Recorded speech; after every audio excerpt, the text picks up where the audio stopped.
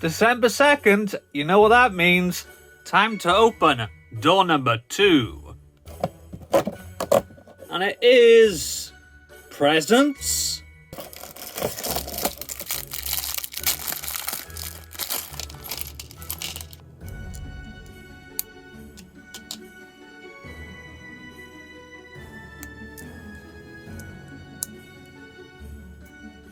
Is that it?